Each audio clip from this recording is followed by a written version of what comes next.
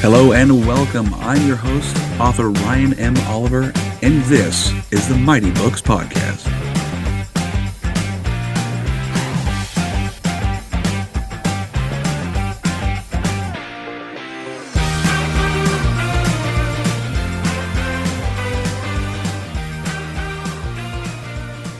Hello, everyone. Welcome back to another episode of the Mighty Books Podcast. And today with me, I have Cyndi L. Stuart. Cyndi, how are you today?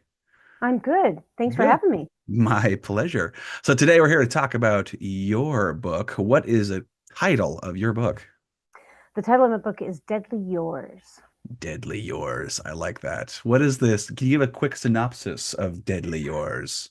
Yeah, it's basically about a professor who 5 years ago was stalked by a serial killer that was never found. And at some point, she just had to cut and run. So she left her life. She was teaching an English lit class called The Art of Detection. And the murders began to look like the stories she had taught in her English lit class. Ooh. So at some point you'll get to know more, but one of the detectives says, "We've stalled. I think it's best if you hit the road." So she heads out to a small little beach town, changes her name, and just assumes life will go on and everything will happen. And then a letter appears. Dun, dun, dun. And dun dun dun, Yeah. and the killer is back. Oh, And then, man. and unlike last time, strangers were dying. Now it's her friends. Oh. And so she's racing to find out who's doing all this. But the question is, can she find the killer before more friends die? And in the end, does she stay and fight or does she cut and run? Oh, man. Yeah, So what inspired? Are you a big thriller mystery fan? I love it to my Yeah, core. to your And I've core? always wanted to write. I grew up on Agatha Christie's. Okay. And I'd always wanted to write one, and you put it off and you put it off. And in 2017, I woke up on my 50th birthday, the morning of my 50th birthday, and the first line of the book was in my head. And this had happened to me several times, over the years. And I always thought, oh, I'll get back to it. And something happens when you turn 50. You don't know about that yet, Ryan, but you will. You turn 50 and you realize that book's not going to get written if you don't get on it. Sadly, no. No, sadly. Yeah. So I got up, I wrote down the first line of the book, and I thought, you can't let this go. Now that line never made it into the book. It didn't get into the final cut. Interesting.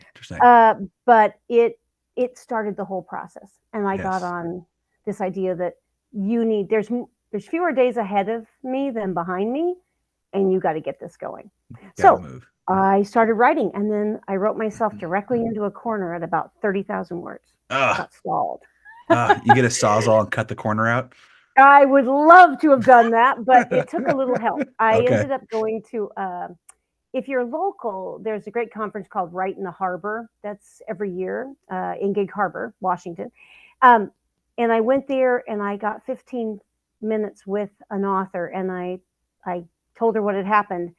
And she helped me get out of the corner. Oh, that's awesome. And yeah. And so I learned a lot more about plotting, storylining. Mhm. I made the mistake of thinking, well, I wrote really smart characters. Why couldn't they just get me to the end of the book? So you can see what True. level I was at when I started. So it works for Stephen King. Why wouldn't it work for me? Well, I'm not Stephen King. So that's No. what I took some classes. I got some help. And the one thing I really found out is that writers are really nice people. They really want to help you. What you see on TV and the movies where somebody's always trying to steal your story or stab you in the back, and none of that's real. That's for the movies. I've not met one writer that wasn't willing and happy to help. Yeah. Oh, yeah. I mean, I think you're going on like mid 90s of how many people I've talked to. Everyone has been awesome. So, and the only people who are backstabbing and trying to steal money are scammers, and they're usually in the shadows on the internet, claiming they want to help you, and then they really don't. The Gig Harbor community is so big with our group. Like the Gig Harbor was it Literary Society that I belong to. there's so many people who are just there to offer support and assistance wherever they need it. It's so cool. It's a great community to belong to. So do you belong to any writers group then? Right now, I am with Pacific Northwest Writers Association, Okay. which has been wonderful. It's actually how I got my book contract, so I can't Mhm. really praise them enough. Sure. And then Sisters in Crime, which I will say, if you are a crime writer, just it's an overwhelming group. It's so enormous. But you're the second person to mention the Gig Harbor Literary Society. I just moved out here, so I think I'm going to give them Oh, a look okay. because. Yeah, these bigger organizations are kind of hard to make your way through, like Sisters in Crime. But Mm, Pacific Northwest Writers was really just a game changer for me, and yeah. that came from a writer saying, "I think you should join." Mhm. Once again, it's writers helping writers find the resources. So Yeah. it was great. Yeah. That's what I found with just with start like when I started back in 2019 trying to figure out how to get things going. I went to a direct friend of mine who was in the book selling business. She's used to sell for Usborne. They're like the British company.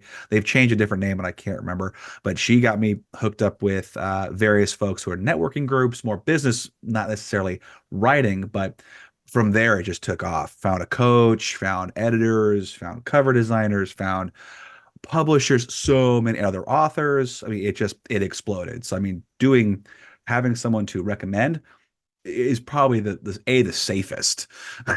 and b the way safer because like, oh, Right. this person, I've actually talked to them in real life. Like, wow, that helps. That sounds a lot safer than online, a little less sketchy. Yeah. So yeah, it's And encouraging. a few years ago, I self-published a Mhm. farm to table cookbook because I also Okay. I had my husband and I used to have an artisan farm, and I did all that, and you kind of have to learn the ropes as you go there. Yeah. And I thought, well, this book, I really want to find somebody else, or find somebody to help me do a lot of this thing. And so it was kind of an interesting switching from that to that, Mhm. from self-published to the other. But yeah, I just think you just need people that have already been there.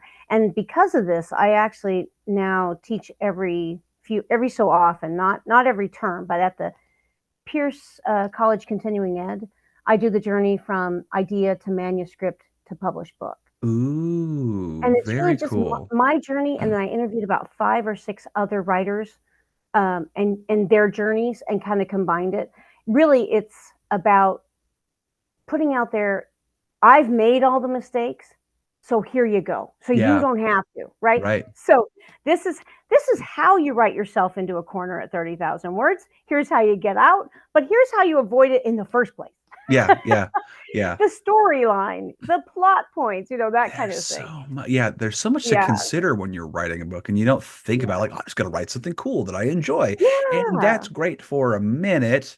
But you kind of have to think about it, and it's great if you have someone who's done it before.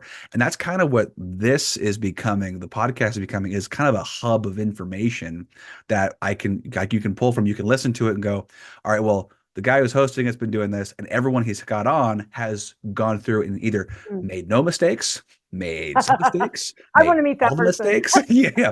Make no mistakes, nobody.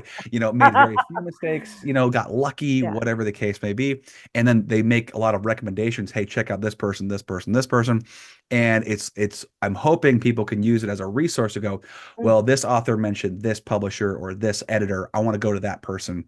And I know already that's recommended by someone who's trustworthy.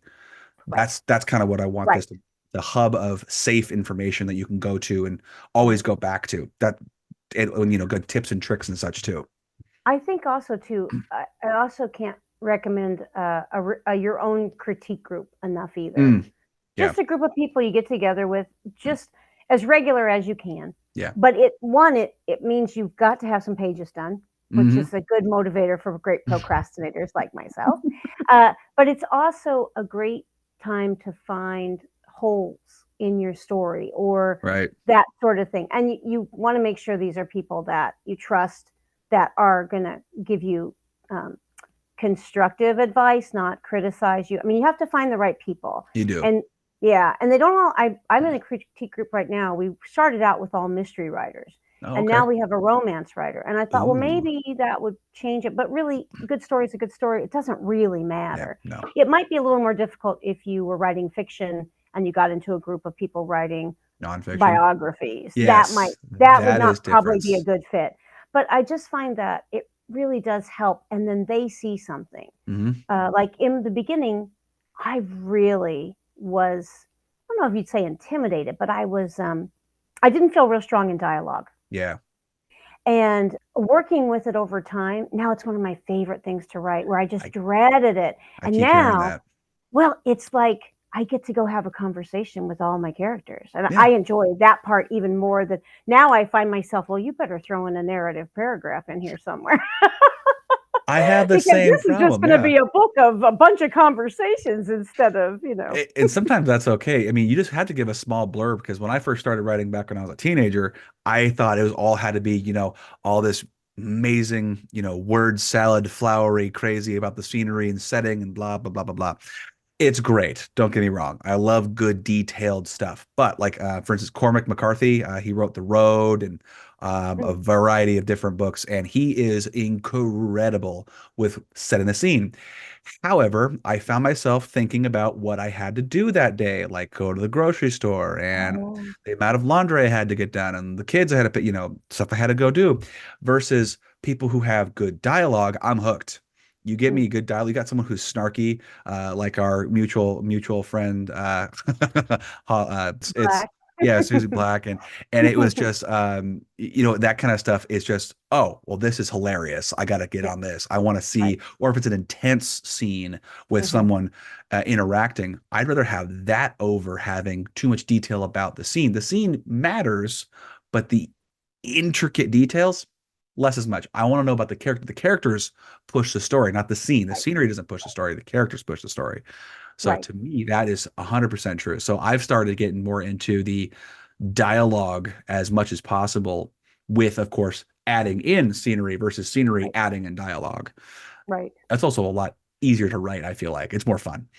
I I think it's more fun. Yeah. Yeah, I think for some people, like in the beginning, it was really hard for me. And Yeah. at first, I had to do every character individually because I'd have to just sit and go, okay, what would she say? Or what would she? And now, as you get into it, you're so into the characters at some point, you're rapid firing because Yeah. you know how they're going to react to each other. Yeah. And one of the things I had to do in my book, and people have to decide, writers have to decide when they start working with an editor, you get a book deal, Mhm. and then your editor says, okay, I really like this, but, and then your heart drops, I right know. into your stomach. And what I had done was, I I don't mind a book that doesn't, nothing has to be a car chase right out of the chute for me. It doesn't have to, or a shootout. It doesn't have to for me. So what I had done was I put my hook on the first page, but my inciting incident, the part where it really changed the character's life and she had to go on, try something new, Yeah. was about page 30. Well, I was told by my editor in Mysteries Like Mine, which I ended up, that'll be another story about, I thought I was writing a cozy and I wasn't. Oh, okay. She said, you've got to move it up. It's too much in the day in the life.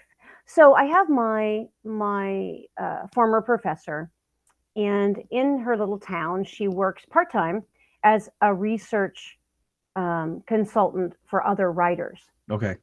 So she, like, say you have a romance writer who wants to set the romance during the American Revolution, but the writer doesn't really care too much about the American Revolution. So they want somebody else to go search dates and events and all that. You pay people for that. And it was her way to stay incognito and just do this for other people behind the scenes. Uh-huh. But it wasn't really enough to pay the bills. So she works part time at the little local weekly paper. Okay. And so that brought her into the community. That was my way to bring her in. So I opened the book with, oh, she's going around to all the little businesses so you can meet all my little quirky villagers by picking up the articles or grabbing the flash drives or whatever. Did you Gotcha. get it in? Will I find it in my email? That kind of stuff. And my editor said it's too much in the day of the life. You got to Okay. move it up. So you're talking about dialogue. What I ended up doing, how do I show these personalities really quickly?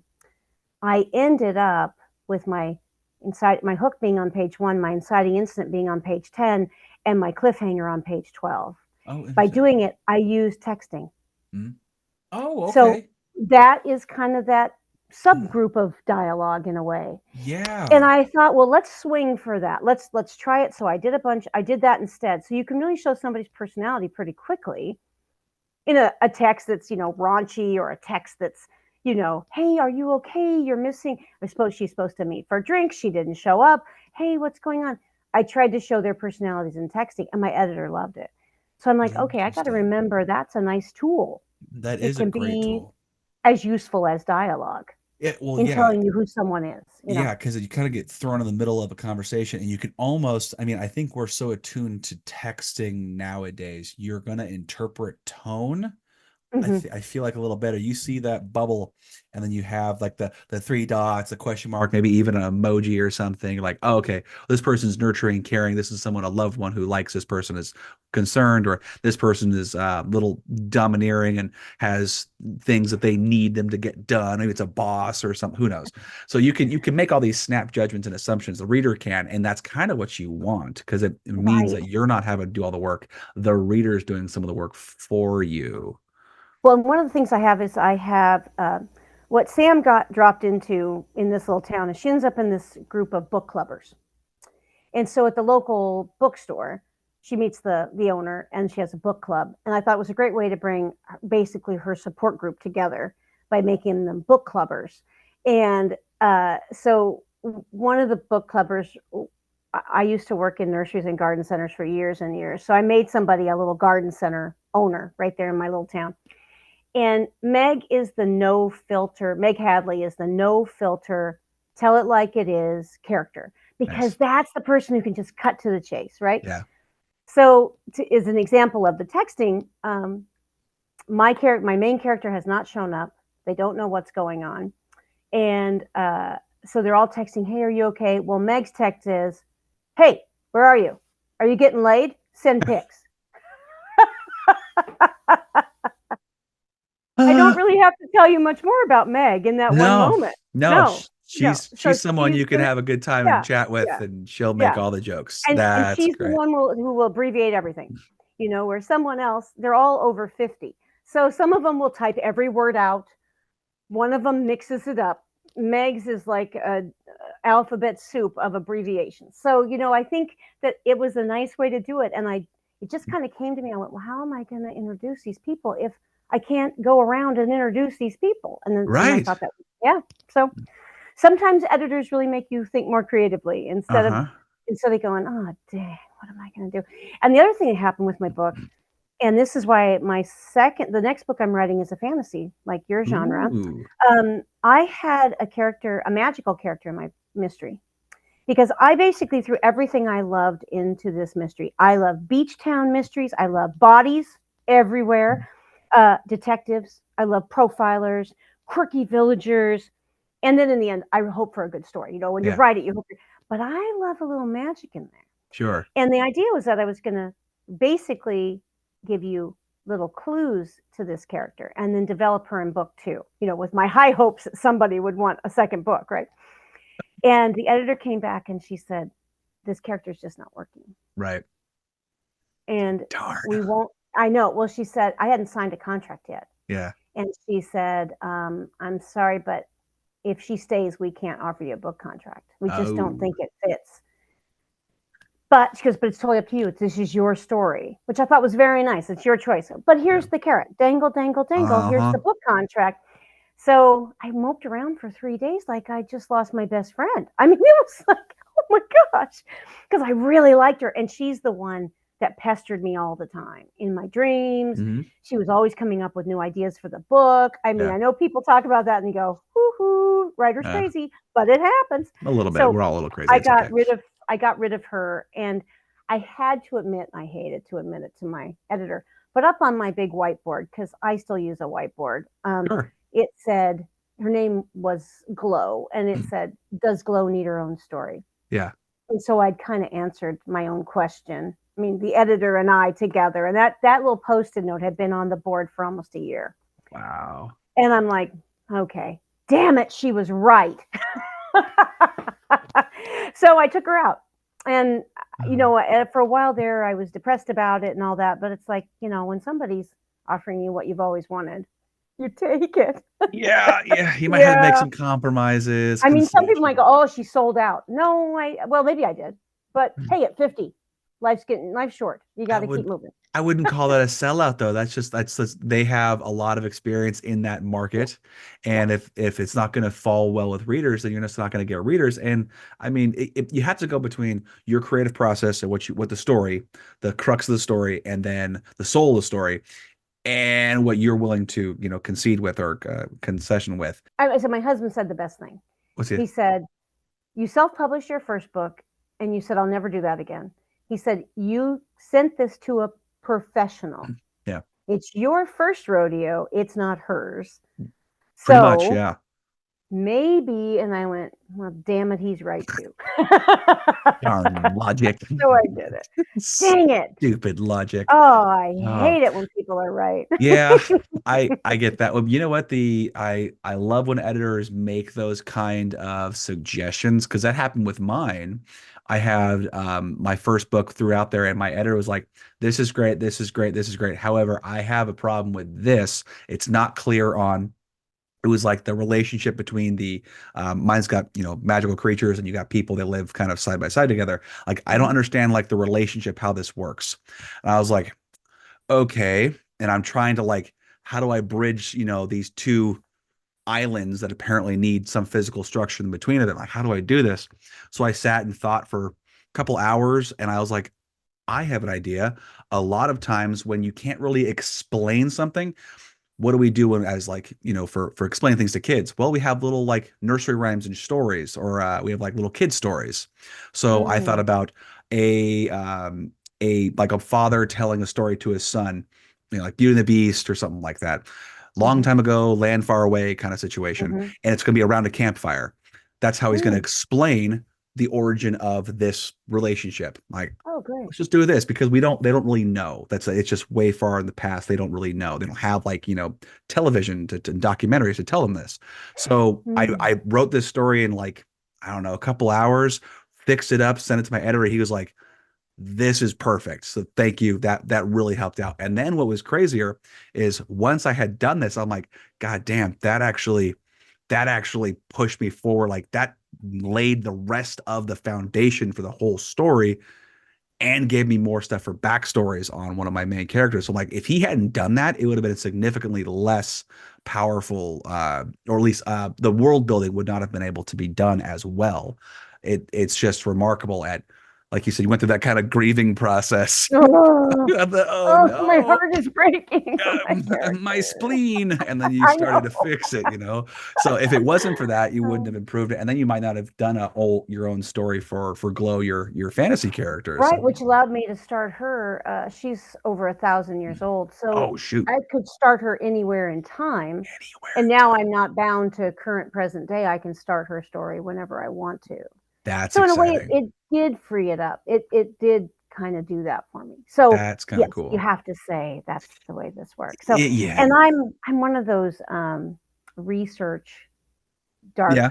the black hole people. I can go down and down and down and down, because one of the things that started the idea for this story was the Ratcliffe Highway murders, a true story of in 1811 in London. A family was just bludgeoned, Oh no. and their one of the characters, their throat was cut, and it Jeez. happened in this house along the docks, kind of an area in London. And it was one of those moments where it was the first sensational story Mhm. where people were so into it. Like, somebody was selling tours of the house before the cops had even, they didn't know about securing the scene. They hadn't even really gotten there yet. Oh, I mean, crazy stuff. Like, we think this is all modern, right? That we just go bonkers for these true stories, but this has been around for a while. But this is the one that really hit the papers, really got out there. And so that's what kind of drew me to it, was this real story. And that is the parallel. That's the case that starts it 5 years before, is that someone staged the killings to look like that murder okay. to get the attention of my professor who would teach that and talk about Mm. the idea of the art of detection is that um, she looks at like the last 250 years of how true life affected fictional writing and how fictional crime writing affected true life Okay. because there was kind of this correlation. And she goes through things like Sherlock Holmes, P.D. James, Ellery Queen, all the biggies. Mhm. And so I kind of use this true one to kind of get the sensationalism out there. But I had to stop myself at some point because you don't need to know everything about London in 1811. No. You just And then it need to becomes have a history a book, and it's moment. like, oh Yeah. Well, no, man. it never really gets in there. I Okay. never write it all down. I keep reading, I keep clicking, Oh, I keep okay. going. So yeah. Yeah, I actually to get the serial killer, it's called A Killer by Design, and it's written by the what is she? Psychiatric nurse. Oh, She's a PhD, and she's one of the people who actually was brought in to start the behavioral science division at the FBI, oh, where geez. Criminal Minds, if you ever watched the show Oh, Criminal yeah. Minds, Oh, yeah. that's based on their research. There was a group of them. Interesting. And she's written a book on a killer by design, and she was one of the first people to go in and just start interviewing serial killers. Okay. Okay, that's 350 pages. Did I need to read the whole thing? Probably not. And for my criminal profiler, I just needed to know enough so I could write something for him, Right. so he'd sound halfway intelligent. And I suppose in the end, if you look at it, those 350 pages end up maybe 2 paragraphs worth of narration in there or something he said. And it's like, but sometimes you just have to do it because you need the depth of a Yeah. character. You can't let them sit on the top. You have to give them something Yeah. underneath. Some background information, a foundation to almost like a confidence to speak to. Because there's Right, like when you talk to a professional, you know they're a professional because you ask them a question, any question, and they have an answer right, all the time right. without hesitation. Or if they're hesitating, it's because they don't want to bog you down with too much jargon and information that you're just going to like, I'm not even sure what you said right now because you're Right. in a different language to me. And I love the ones that can say, I don't know, and you know why? Because we just don't know. Yeah, I love that too. those are I love great too. all of that because then Mhm. you've got somebody who's not making it up. Yeah, You know, that's I love I that like whole that too. development of it. I can't be quite sure, but this is what we know as of today. This, Right. if this person's exhibiting this, I can infer Hmm. that this is that. Hmm. However, as a mystery writer, you take some of that and you go, okay, maybe I'll make you think it's this person, but I will have someone else Red in. herrings, red Yeah, yes. herrings. And I will say that that's one thing. If there's any mystery writers out there listening who haven't gotten published yet, you have to bow at the feet of Agatha Christie at how good, whether you like her writing or not, or think it's kitschy. Now we think it's kitschy, but remember, she Yeah, was we have. writing at a contemporary time with her contemporaries, and there's nobody better at a red herring. The reason why I wrote myself into a corner in 30,000 pages, I wrote you a straight line to the killer. Oh shoot. You didn't I take any didn't there avenues. wasn't enough twist. There wasn't enough, dead ends. There wasn't. And I went, and then when I had to go back and basically replot, is what Yes. happened. I'm like, she's brilliant. She's the queen of crime for a reason, or the queen of Yeah. murder, whatever they go. It's Yeah. so hard to write a red herring that's believable. Yeah. Oh, yeah. So like my sister and I, so we do a top shelf book club, and where Hmm. we read books and then we come about it, and it's very uh back and forth and a lot of fun, and we just relax and we'll drink like whiskey while we're talking about books. It's good times. And we just did Death in the Nile. So Oh, yeah, we read that one. oh, Yeah, how exciting! we just read Death in the Nile, and recorded that, and I have to actually go through over 3 hours of us talking about it. Oh, Oh yeah, it's a lot, but it's a lot of yeah. just her back and forth. It's funny for us. It's a lot of fun. I don't care if anyone else enjoys it. Her and I have a great time doing it. I've listened to a couple of them. I think they're fun. Oh, good. I'm glad. Yeah, I'm glad. yeah. That makes me happy, and she'll be happy to hear that too. Because she's like, I don't know who's going to listen to these. Maybe some of her friends are like, cool. I'm happy if someone listens to it. If anything, it's just I memorialize her in my conversation, and we have a good time. So, but yeah, Death in the Nile. And you're right. She did a great job because it threw me off when I read Death in the Nile. I was like, okay, well, clearly it can't be these people. It clearly can't be these people and these people, but it could be these people. And we were just wrong all the time. We were just wrong. Right, We had suspicions, of course, but you're always on that cusp of suspicion and being correct. And then when it finally reveals who it was, you're like, Oh, damn. That was really good. That was really good. Yeah, Now for us being, I'm a late 80s, 90s baby. So, that stuff is a little older because it was 1937, I think that book right. came out. So Hmm. a few years before my time. Like you And said, mine kitsch, too. Thank you very much. very, Don't yes, let this way gray hair fool before, you. way before. No, it's your wisdom streaks. It's wisdom Yes, streaks. that's right. That's right. Earned I'm every getting one of them. I'm getting some too. I'm also getting a soul patch. I'm getting a yarmulke on my head too. It's terrible. Skin yarmulke. It's gross. Thank you, genetics. Called a But tonsure. uh, You I can like start that wearing one. the Benedictine robe. Oh yeah, It'll all work out. there you go. There's your Uh, Halloween costume. oh yeah. Oh, this year I'm going as a gorilla. It'll be great. Oh, there Oh you go. yes, it'll be good. Now, I gotta have all the hair. But no. So I mean, just the amount, the difference in, like, I'm used to thrillers and more, let's just say, gore and sass. You will for that. So reading that, it took me a little bit to get into. It Hmm. definitely took me some time to jump into. But yeah, Agatha Well, they're Christie. books of their time. Yeah, They're, exactly. yeah, They're it's so like anything else. iconic. Yeah. They're iconic. Yeah. And if they wasn't for them to lay the groundworks, who else would, who would have taken that Yeah. throne up? Yeah, I, I mean, I Dorothy don't know. Sayers kind of was a precursor to her. Everybody builds on everybody else, but she's Yes. the one who really got it out there for all of us, right? Hmm. Hmm. And so, but I also like, I mean, I think Louise Penny is brilliant. I think Ruth Ware, these other mystery writers that are out there today. Hmm. Now, in 30 years, 40 years, when we look back, how will we read them? You just have to read them for the good story and Yeah. of, overlook the clothing and overlook this and Yeah. that. But is it a good story? Were you surprised? Were Hmm. you in it the whole time? The Yeah. other thing too, and I made a mistake. This is why we go to conferences, and this is why we learn about our genres. Uh, Agatha Christie's aren't really considered much of a cozy anymore, and I didn't Really? really understand that.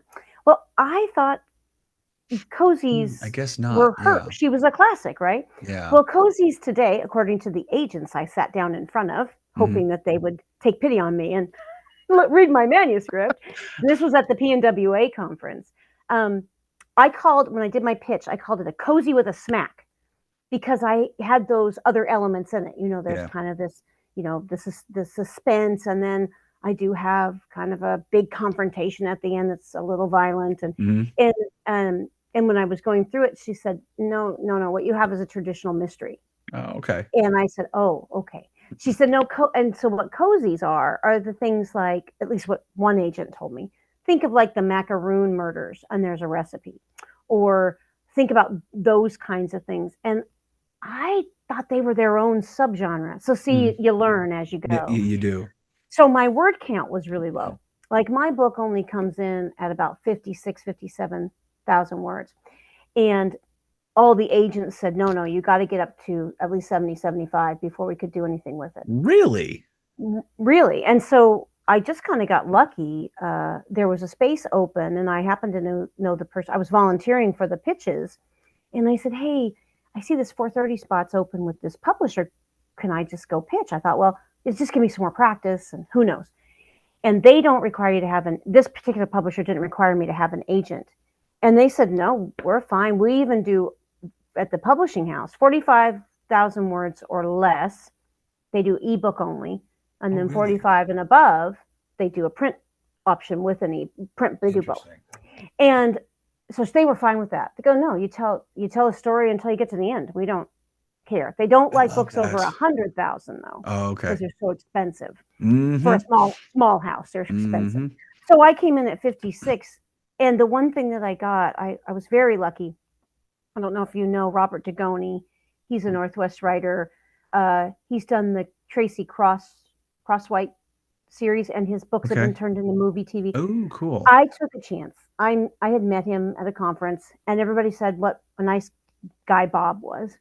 And I just said, hey, would you read my book? And he said, sure. And he Cool. wrote a small little blurb review for me. I know it was very That's exciting. cool. And one of the things he mentioned was superbly tightly plotted. And I think that was the point. Was I have a background, believe it or not, in a past life. Hmm. I have a degree in journalism, and it was Oh, drummed okay. into me. Never Yeah. use 10 words where 5 words will do. Thank you. Yes, I So love I that. got in, I told the story, and I got out. Yeah. And so I don't know if it was his way of helping me out with my low word count, or if it was really, because I just got in. When people talk about a saggy middle, I don't really write a middle. Hmm. I don't know if that's right or wrong, but I write the scenes that I think need to be in there, and Yeah. then I just try to link them so that I've got a nice flow in between. Right. So I don't write a bunch of backstory in the middle of a book. I just kind of try to weave it in, and I'm assuming that's okay. But that's why I don't have a lot of. It's hard for me to get over 50, 60,000 words Right. because I'm like, well, if I go in there and I start dinking around, I'm going to maybe get to what you were talking about. Do I want these long passages that make Yeah. me suddenly think about my grocery list, or, I Yeah. start to drift off? And so I just don't do that. Yeah. But it also limits me for me to maybe get an agent, to be Hmm. represented by an agent. So Yeah. those are something for a writer to know. You really probably should write the story you want to write, but then check Yeah. your word counts on your genre if you Oh, want to yeah. be agented Hmm. versus going self-published, or going with a publisher that doesn't require you to be agented, because everybody asked for my manuscript, but they all said you have to bump your word count up. Interesting. So yeah. I would think almost in this day and age we'd want smaller because I know I've seen a trend of novellas becoming a thing. And I mean, I can't even say traditionally. From what I've heard, I don't know if it's an official word count. Under 40K is a novella. Over You're right. 40K is a novel going forward. And I mean, my wife is a great example. She reads a lot. She reads more than I do. I can barely. I have a hard time sitting down to read. That's the part of the problem. I'm just always going like, what can I be doing right now? It's a sickness. It really is. But she'll go through 2 to 3, sometimes 4 novellas in a weekend, or 2 novels in a weekend. That's just how she relaxes, and that's totally cool. And she's like, I love the novellas because I feel like I've accomplished something Right. in a day where I've relaxed and I've finished a book. Like that's cool. If you just thought, oh, I read today. Well, did you finish it? No. Well, you didn't finish it. Like no one says that, but that's how kind of she put it to me. I was like, okay, no one's gonna judge how you relax, I think. Is she finding enough material out there? Oh Because my one God, of the yes. things, okay, because one of the things I'm seeing is I'm seeing a lot of articles about it. Mm, But then when you talk to like an agent, they don't want to rep them. yeah. And No, so no, I it's think a it's all weird self-published. little I'm pretty sure it's world, all isn't it? self-published. Yeah, I think it's all Yeah, okay. self-published. A Or lot like of go the to a stuff. smaller publisher like mine, who will Yeah. take it and just ebook it. Yeah, They and then won't all of them print are it. ebooks. Okay. None of them are print, or if they are print, they're very select that are print. I haven't dove too hard into like the stats on that, but because she reads primarily ebook anyway, I mean, Oh, I'm kind of glad she does because the woman consumes books like they're free, and we would have no room in the house because we'd have bookshelves. I love having books in the house, but I me also love too. being able to walk from room to room without tripping over a bookshelf. So, Understandable. yeah, I It's a have a huge. trade-off, isn't it? I like It a real is. book, but I'm Yeah, starting to love my reader too. yeah. I mean, really, as Especially long as one you're thing you reading. especially one thing you find, and you may have found this too as a writer, once you're out there and you're in a group of people, people will come and say, would you read and review my book? I'll read and review. You kind of go Yeah, back and forth. yeah, So you kind of go, I really need a reader, because everybody just wants you to send an EPUB or a PDF. And it's like, okay, well, now I really have to embrace my reader because yeah. Well, I really want to help other writers. And mhm, or hey, will you be a beta reader for me? right. And that's one thing I would mention out there too, if people are out there and they're new to this. I won't say young writers, I'll say new New writers, because writers, yes, because because yeah, you can start whenever you want. a lot of writers Uh, I meet are start actually in their 40s all the way up to even their 80s. So I yeah, mean, so so you anyway, can start anywhere. you I can. was just going to say, get first readers or beta readers Hmm. before anybody else in the universe, before an agent sees it, before a publisher sees it. And if Yeah. you're self-publishing, just make sure other eyes get on it, because Oh yeah. my readers were great at finding little things. Mhm. Some of And the people who say, "Oh, it's great," you don't want those people. No, There's you want someone who's the gonna be a whole, little. 56, 57,000 words. They can't all be great. No, I no. mean, There's I'll probably some accept that. weirdness. Not all my words are great. So tell me No. what's wrong with it. And if you're not really wanting to do the whole beta reader thing, you better have a damn good editor, because and the editor usually should have, like mine had, he had him and another person who he works with. So there was two pairs of eyes looking at this thing, and then I had my own set of beta readers. So it was plenty of bodies looking at, but you definitely better have a good a good editor. But yeah, to your note on people, you helping people out, I'll just show you what I've got here on my shelf just in front of me. So let me take off the blur real fast I'm just gonna before say I. you're blurry, but I can see there's books on there. There's books. Let's see. So all of Oh yeah. these are books that I've been sent by other authors just from Oh, doing this, and that I've, grabbed and nice. helped because I've helped review some, I've reviewed some, but that was when I first started, when I could read. I was doing one a month. Now Hmm. I'm doing two a week. That's a little Oh challenge. gosh. Yeah, I'm Holy I'm interviewing cow. two a week now versus doing interviewing one a month, because the learning curve on the podcasting was, it took me a bit to kind of understand the whole pacing and everything. Yeah. So I mean, I was able to read a healthy amount of them. Now I can't keep up. So I Well, I get know. going electronic.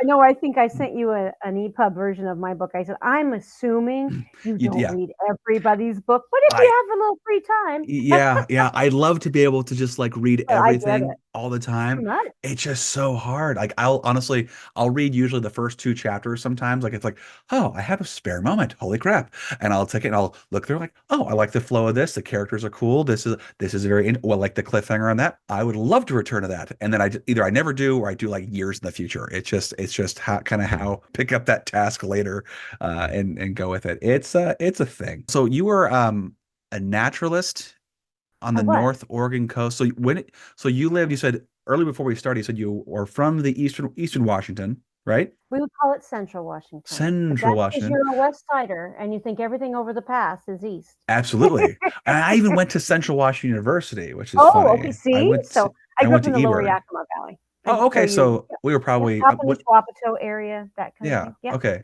yeah. I grew up on a cattle ranch there, Oh, and okay. but I went to Washington State University, WSU, over in Pullman, and I wanted a degree. And this is another lesson learned. I wanted a degree in the sciences, but the math bumped me out. Sure.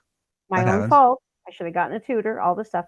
So I ended up with a comm degree, a communications degree, which was journalism, and then you had to pick a specialty. Ah, And okay. I went to the dark side. I went public relations, and I Dun dun hated dun. it. I Sure. hated it. So then I went back to WSU as an old lady of 26. I went back to WSU, and I studied wildlife management. Really? And yeah, and then I ended up, and those of you who live in the Northwest will be so jealous. I ended up working in Cannon Beach, right in front of Haystack Rock. That was my Uh, I'm that was my jealous. job, That is and like it was my favorite place on like planet Earth. I yeah. love Cannon Most Beach. people in Northwest love it, and for those of you Anyway. who aren't from here, you'll see it in a lot of car commercials because they Oh my do get God. it every once in a while. The city will allow a car commercial on the beach because there's no driving on Cannon Beach. Um, but it was a great experience because I figured I'd go with a government agency. But instead, when I first got the job, the Haystack Rock Awareness Program was a grassroots community group. And they worked with the city, but I was not a full city employee. Now it's become like a full big job. I was working 4 jobs in the winter. I mean, I was working at 4 different places in the winter to get 5 days worth of work because Jesus. it was a 3/4 job. So then in the rest of the year, I'd work on the program. So, but hey, if you want to live at the beach, you do what's got to be done. Oh my So gosh. I so I worked want in the to. wine shop. I worked in the art gallery. I worked in the candy store. So Whatever it that took. that right there probably helped you a whole crap load when, That's especially it. if you're thinking you're doing like a cozy, because a cozy Yeah. industry does do that. Oh, this person worked in a, like I said, wine shop, bookstore, whatever. And then Yeah. it is not necessarily the detective, is someone who's just kind of thrown into the story or Right. the mystery at the Right. same time. My little journalist, Yeah, my yeah, little week right, working for right, the weekly paper. right. But what was great was I got to see it all, the That's quirks awesome. of a little village. That's And that's what awesome. really made me appreciate Agatha Christie and Miss Marple more Yeah, because you really do see it's the world in microcosm. it And is. Yeah. because it's even feels more concentrated. Hmm. So if you've got the quintessential politician, this person's over the top Yeah. because suddenly they think they're the big fish in the little pond, right? Hmm. And they got the puffed up chest, and they come to the city council meetings, and Yeah. everyone should listen to them because their ideas are the very best. And then you've got the artsy side, and they come and they only want Cannon Beach to get so big. And then one thing you've got, which I'm going to develop when I finally get back to this series, is you've got the retirement element and the people who live and work there. Hmm. And that's a clash of worlds as well. So it was really fun. It was a great experience. And then life changes and you move on. And I moved into horticulture after that, and then Oh my my husband and gosh. I moved on from there. So Okay. yeah, and then I was a garden speaker and garden writer in the Northwest for the longest time. I used to speak at the Northwest Flower and Garden Show and those kind of things. And then it just kind of, so I call myself more of a technical writer, and then moved into creative writing. Oh, okay. So when you think of technical writing, because I mean, I've maybe have taken a technical writing class many years ago versus creative writing, just straight up English. When you think of technical, what is the difference between technical writing and just standard English? Is that more research based or? Yeah, and I'd say, it's always nonfiction. Oh, yeah, yeah, First, yeah. it's Totally always nonfiction. nonfiction. Yeah, it's totally And I nonfiction. guess it would be the verge of technical writing for the layman. So, like if Mhm. I was writing a garden article to go into something, you would take all of the botanical information, and then you do all the research, and then you would write it so you didn't have to have a degree in horticulture to understand it. Fair So I enough. guess I was Okay. that verge of layman taking Yeah. something in, and that's of course what you do as an interpreter Yes. in anything on the beach. You work as an interpreter in a art museum. I mean, in Yeah. a museum or an art gallery. You're taking something complicated, you're boiling it down, and you're explaining it to someone. Right. Like I would be on the beach, and I would be shocked in my mind, in my inside head, in my inside voice. I Inside would think voice is shocked. someone would say, "I didn't know barnacles were alive." And in your mind, you have to go, okay, we got to start where this person is, and say, well, Ooh. what did you think they were? Did you think it was a calcification, or because I was saying we need you to walk in a certain way because you've got life on these rocks, and they're like, oh, those white things are alive. Those white specks on a rock are alive. Now, from those of us in the Northwest, we we would We be know shocked and this. amazed. Yeah. Somone from Iowa, you get a Okay. lot of people. You get a lot of people from Idaho, even. When you're in a tourist destination, you get people from all over the world. Yeah. You know, and they have Yeah. no idea. And so those are the things where you take something complicated, and that's one of my favorite things.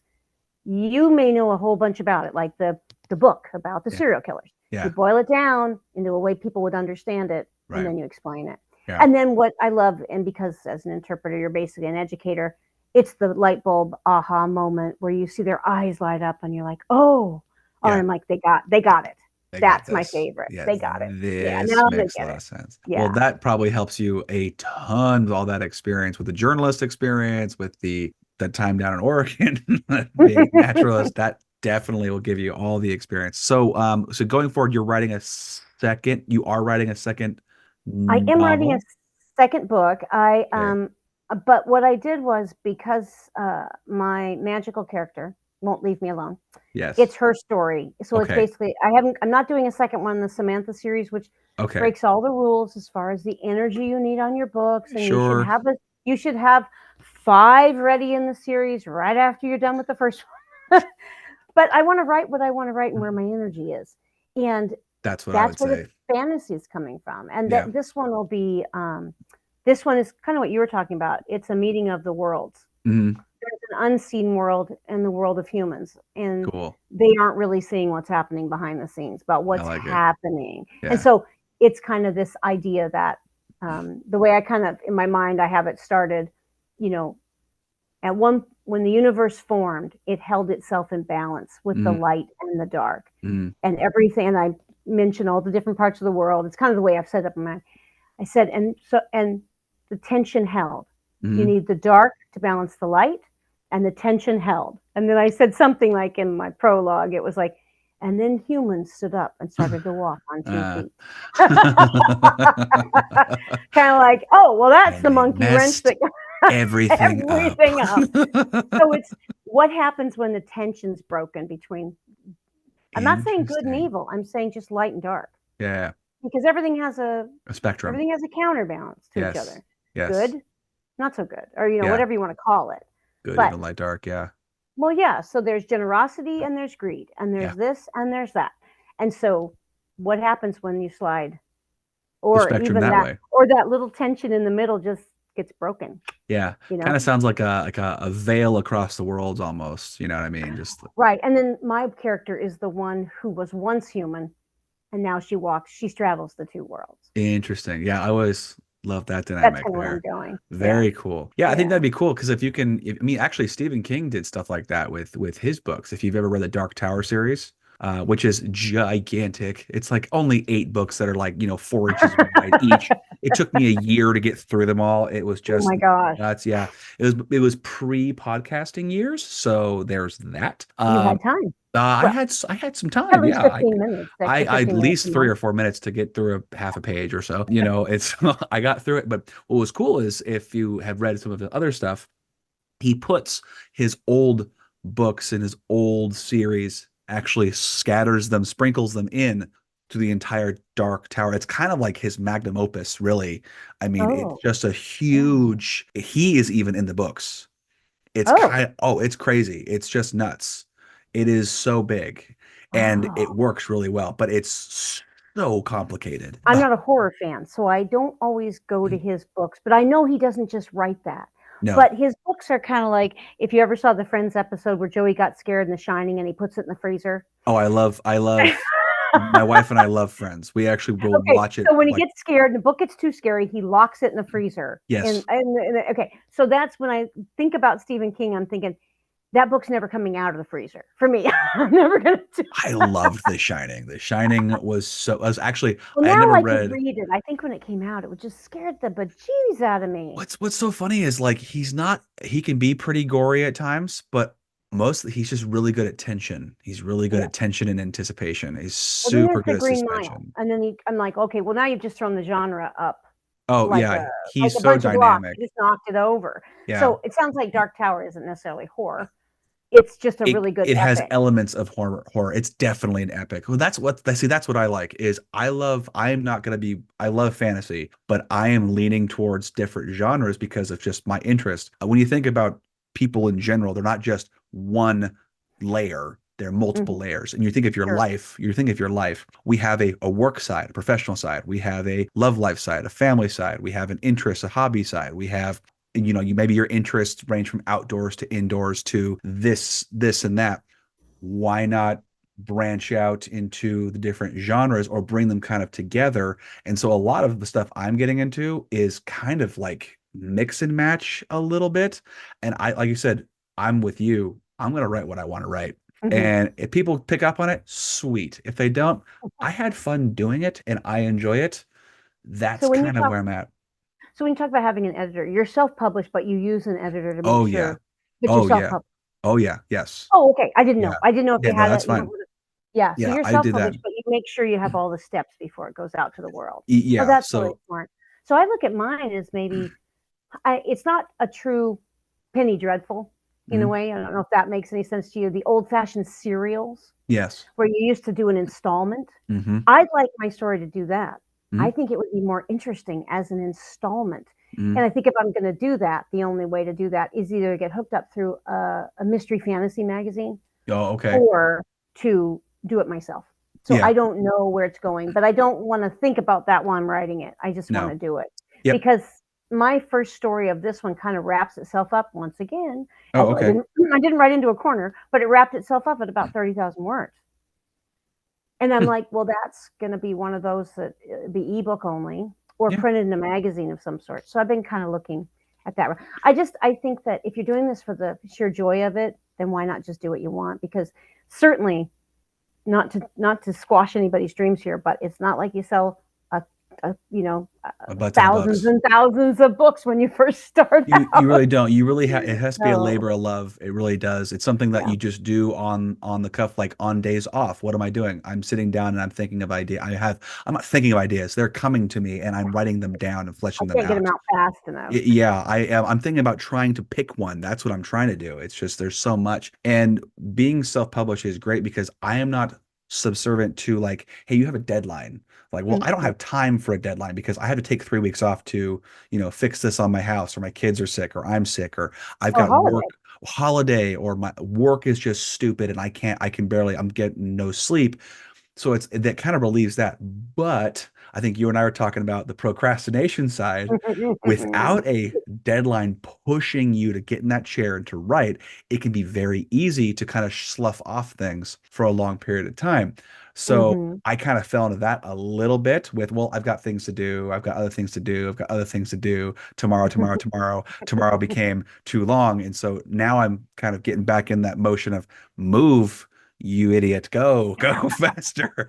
Well, one of the things I did was I told myself when I got serious, I Yeah. said, "Look, you're going to get serious." I got up and we had a small artisan farm at the time, so they had all Mhm. these chores, Yeah, but you're never going to get done if you just let the day go by. So I exactly. get up, I got all my chores done at 10 o'clock, 10 to 1 every day. The Yeah. door was shut with a note that said, "By punishment of death, you open this door," because it's so easy, Like my husband will be, "Oh, can I just run this by?" No, you can't. Go, Yeah. gone, Brain. be gone, Yeah. away with you. Yeah. It's And I wrote from 10 to 1, and that's how I finished. that's a I, great. I, That's I had great. to because I wasn't getting any. One of the things I found was you also lose the momentum of your story, but you Mm, also lose your connection with your characters. yes. I was finding half of my time was spent rereading what I had written Right. just so I could remember where I was. That was my Because if you problem. left it for a month, two Oh yeah. months, your thread's gone. So Yep. I do recommend to anybody out there, and your routine could be no routine. It's Yes. just when I have an extra 15 minutes anytime I write, Yep. that could be enough of a routine. Yeah. You got kids. Julia Cameron was books The Artist's Way, which has been out forever. And if you don't know it, it's a great book for anybody who's listening. But hers was, she was a screenplay author or a screenplay writer. And also she wrote self-help books and different things too. But she did a lot of screenplay work in Right. Hollywood. And she said, I wrote, when my kids were little, I wrote scripts in between loads of laundry. Yeah. I mean, you just do it. Yeah. She goes, but if you don't tell yourself you're going to do it, you won't. And that's what I found. That's Yep. how you get through it. So, Yeah. yeah. Finding the time to do it, carving. You have to literally carve it out. And for me, it's And day by protect it. day. It's day And by the day. and the best word in the English language, any language, is the word no. If you can learn the word no Mhm. and tell people no, I can't do that with you today, or no, you can't be in here, no, you can't ask me a question.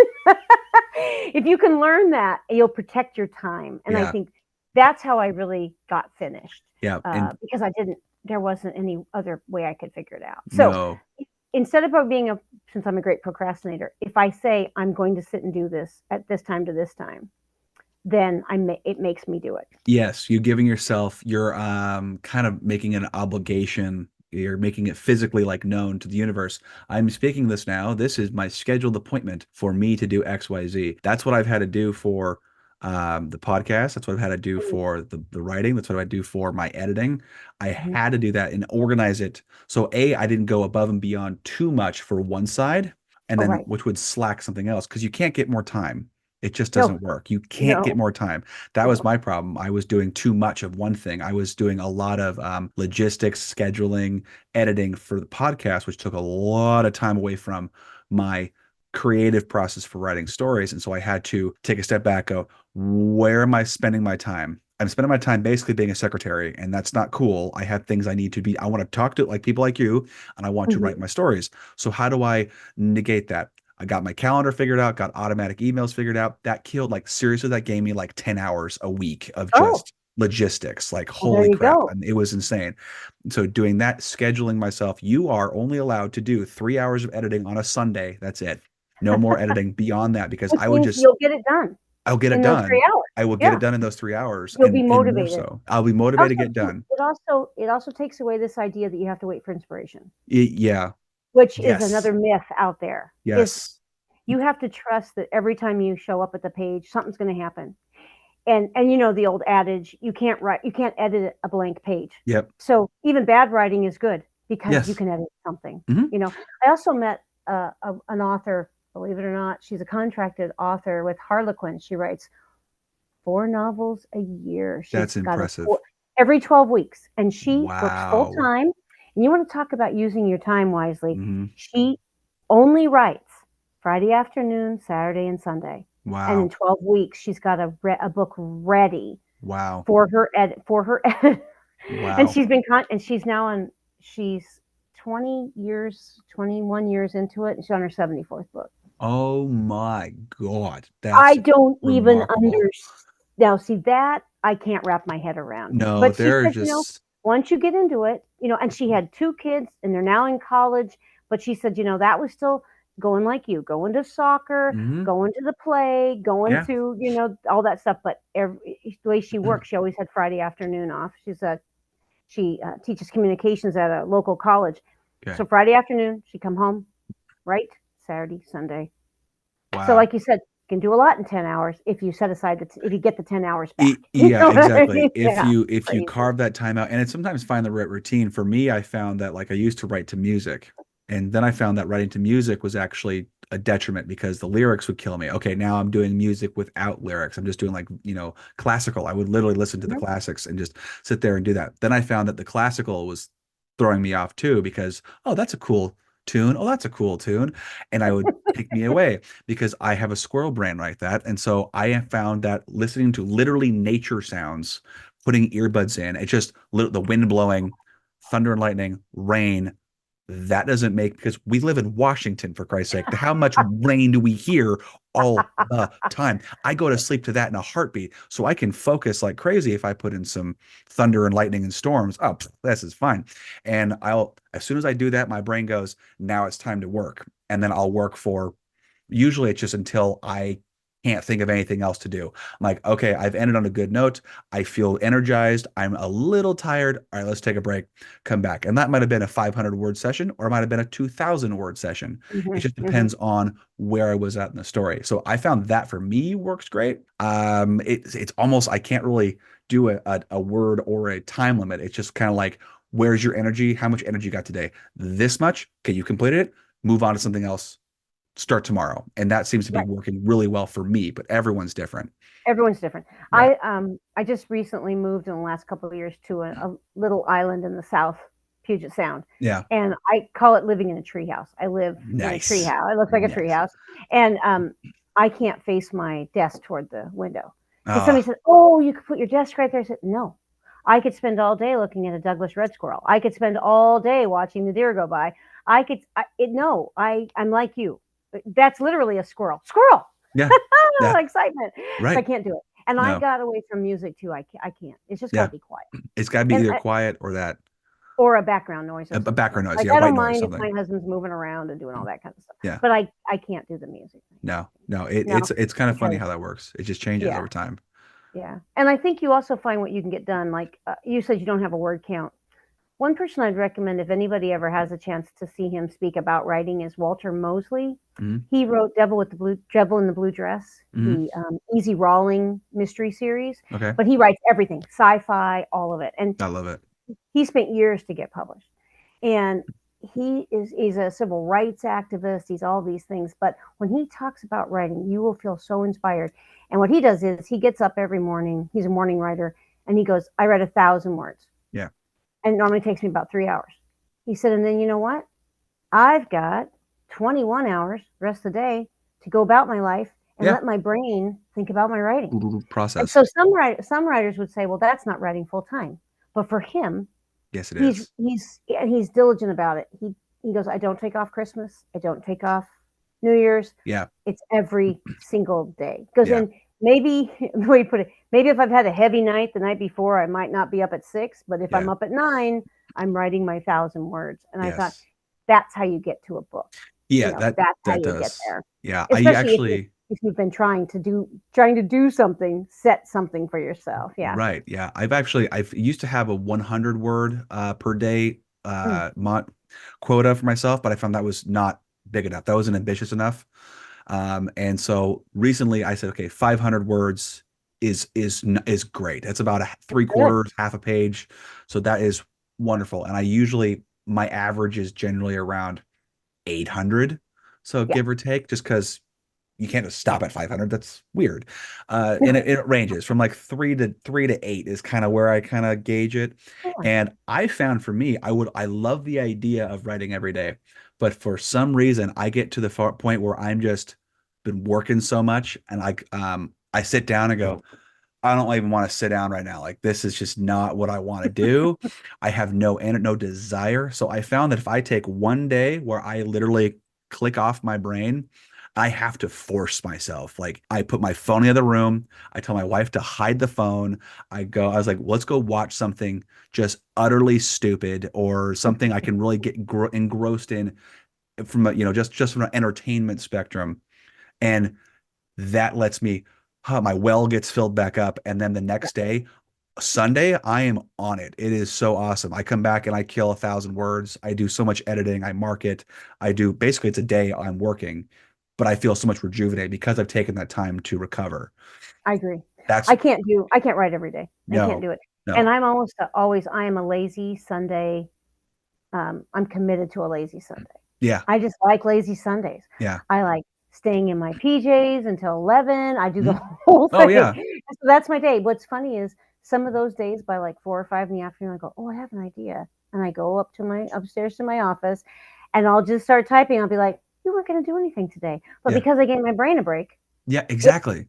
and then don't you find on some days, it's like it's Tuesday and you've had 12 appointments and 14. You just go, no, it's not going to happen Oh today. yeah, they're And it's they're okay. It's not going to happen today, but I'll make up for it. I promise. mhm. Yeah. You I have to tried. be about that too. You can't, some people can be militant, Yeah. but in this day and age, you get your eye appointment, you got to take it when you can get it. Hmm.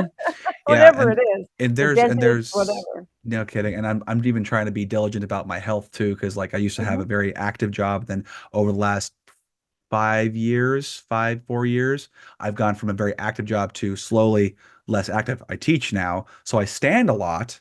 I'll teach Hmm. all day, or and then I'm on a computer analyzing, doing things, data and processing tests, whatever. So my activity is a lot lower. I found that when I finally introduced some health things like working out, that helps A A lot. physically, and then B the old brain gets I don't know a kick of dopamine, I guess. I don't know. I'm not a brain scientist.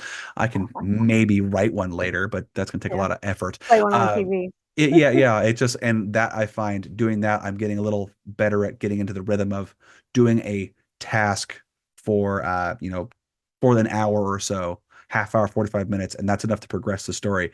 Right now, I'm happy if I'm moving forward. Yeah, I've been me too. sitting still for so long. I'm moving forward now, and I'm just tickled pink that I'm making progress. That's what I'm happy Yeah. with right now. I'm Well, not guilty. I don't feel guilty last anymore. summer I was in final edits. Yeah. Everything had to be finished. Oh yeah. And I felt like it was the lost summer. And we just Uh, moved to this beautiful island, 3-minute walk to the beach. And I'm like, uh, I missed the whole thing. uh, So I totally blew this summer off. It was so great. I learned how to paddleboard. oh, good on you. I'm like, in a way, it's like, well, nobody's watching. Go do what you Yeah, want. So I exactly. swam in the sound and I played and I hiked and I did all Good. those. So I'm like, well, now, okay, but now we poured last night. And it Yep. was like, all right, well, it's coming. We were talking about a friend of ours, Susie Black. She happens to live in the Southwest. So she and I have opposite seasons. Mm, She's inside all summer, yep. and I'm always so jealous. She can have like, and I'm not kidding, she can have like 3 books done. Yeah. She's such a fast writer. It's And I'm like, ridiculous. I said, but when the rains come, that's when I'll get Yeah. back to it. Yeah. And she goes, well, that's me in the winter. She said, I go out because now it's not so blankety blank hot out there. Yeah. Yeah. I can Yeah. actually go do something. And I'm like, well, just the reverse, right? I write It, all it winter is. and fall and winter and early spring, and it's just however. Yep. It's what keeps you inside. That's the part that you need. I always said if Yeah. I lived in Southern California, I'd have a nervous breakdown. I couldn't do it, It's especially always when I was sunny all the working in the time. garden center. Here, spring is the big time and you work your way to Mother's Day and it's all busy. Hmm. I'm like, if it was like that all the time, or if every day was beautiful, I would get nothing inside done. Nothing.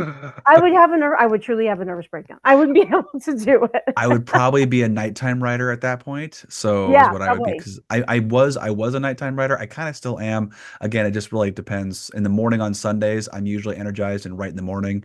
But during the week, because I work so early in the morning and then we got kids and dinner and all the things, I usually slam a few hundred words out in the evening. So it really just Mhm. depends on when. But the nighttime I find it's dark, nothing can distract me. It's also quiet, no one's moving. I can actually think. This is great. Ideas A, come and I can dialogue singing in my ears, and now I can a lot actually, of writers do that when they have kids. yeah, I've yeah. listened to a lot of them that Mhm. they just change their, they go from Yeah. they're up at night and they sleep during the day because Yeah. they can send them off to school and the house goes quiet, Yeah. which you think that's when you write, and they go, no, that's when you sleep. Mm. But then they don't miss the after school stuff, Right. and then everybody heads off to bed, and like at 11 o'clock they sit down and start writing. I Yeah. don't know. I'm a night person, but I don't know if I could do that. I don't I, know. But I yeah. suppose if you have to, you do it. But Yeah, it's just kind of like you get it in when you can. I mean, that's yeah, really what it is. As the kids get older and they get more independent and start doing things on their own, like without the help of the parents, taking them here and there, it'll probably get easier. But right. I feel like I'm going to be kind of on the same spectrum, about 500 to 1,000 words a day. It just seems to work for me. And Yeah, I'm gonna run it that way because if I get to the point where I'm super tired of doing it, then I'm not gonna want to do it tomorrow. I want to right. make sure You can't vote. Yeah, don't it's got burn to be yourself out. pleasurable. Yeah, exactly. It's Yeah, just got to be pleasurable for right. me. Oh, it's pleasurable. I'm going to do it tomorrow too. If it becomes a drag because you're trying to force yourself to get the next character, whatever, the sex Hmm. spectrum or the next section of the book done, it just starts hurting and you don't want to do it. And it's challenging. And That's what I feel for tired. contract writers. Oh my God. I don't know how contract writers do I it. don't know how she does. I mean, this one writer, and I've met another one at PNWA. Yeah. Every 12 weeks, I think my creativity would just plummet. But Oh, I do too. I do maybe too. it kicks you into gear. I don't know. Maybe it makes you revs your engine. I have no idea. I I'm don't not sure if I know. want to find out. I don't want to find out. I don't think I do. I mean, it'd be kind of cool to have the opportunity to, Yeah, but somebody wants you over and over and over again. That would be Yeah, great. that would be Yeah. really cool and inspiring. I don't know if the problem with that, I don't know how the podcast would do if I'm writing all the freaking time. I'd have to Oh, I slow don't that stuff know. I down. think That'd you'd have to be, pick one. I'd have to pick one because this is already half a full-time job and then No take writing in the kidding. real time. It's like, shoot, I'm Crazy. not sure about. All right, well, I think people need to know where they can get Deadly Yours by Okay. author Cyndi L. Stewart. Okay. So anywhere you buy your books online, so Sweet. Amazon, Kobo, Barnes and Noble, and if you want to support your little local independent, you can go to bookstore.org. Hmm. And when you buy your book there, you pick who you want to support. Oh, So that's kind of a cool. nice site. It popped up during COVID because little independents had to shut their doors. Hmm. And this website platform came up. So then you can just go in and say, well, I support my little shop in Shelton or Gig Harbor, or Yeah, wherever you are, Rochester, New York, the right, little bookstore on Third Avenue, right. whatever it is. And then you can go in, and then a portion of the sales from that book will go to them. Oh, very Now, you're cool. not going to find those Amazon specials and Hmm. stuff like that, but you're supporting something bigger, which is kind Yeah, of a nice thing too. that is Yeah. awesome. And then if I can mention, I'm doing a Mhm. holiday special. Yeah, of course. You mentioned this might come out before Christmas. Yes, it will. So what we've got is if any of your listeners want to go over to my website, cindylstewart.com, and sign up for the email list, Yes. I'm offering to personalize and sign copies of my book. Nice. And for those of you who are interested, it's called Real Food from a Real Farm: Eating Through the Seasons. Mhm. My cookbook and garden guide is also part of the special. Kick So if you ass. do that, Awesome. you will get my Deadly Yours retails at $15.99. Real Food retails at $14.99, and you'll get both of them for $20 plus shipping. And if you need any more incentive, there's a series of pie recipes in there for the holidays, and my pie crust has vodka in it. So what's not to like? There you Ooh, go. that sounds excellent. But you can only get Anything. So anything with go ahead. vodka in it. I Anything was with gonna, alcohol in it is pretty yeah. good. So, So but the deal is you need to be on my email list because got I have it. to do this directly for you, Yes. and it works until the copies are gone because I have a Awesome. certain stack of printed Deadly Yours, and when they're gone, they're gone. So there you are. Cool. All right, guys, we'll get some awesomeness. Go get and some vodka pies. Definitely some vodka pies. Vodka pies and some murder mystery. I think that's a good combination for a Saturday afternoon or a Sunday afternoon if you're a cozy Sunday lover like yourself. All right, well, Cyndi, this has been awesome. We have killed some serious time chit-chatting about stories. I won't lie, it's been awesome. Time flies when you're having fun. So thank you so much for coming on here. Oh, thank you so much. I had a great time and it was great meeting you. And hopefully this all works out and I don't sound too crazy or ridiculous on the air. You don't sound crazy to me, and if you sound crazy, I probably sound crazy too. So we'll be crazy together. It'll be just fine. And like I said before, if you have any other books when they come out, because you're just a writing machine, let me know, and we'll chat again about a new book coming out in the Oh, I future. would So love yeah, that. Thank you so much. sweet, my pleasure.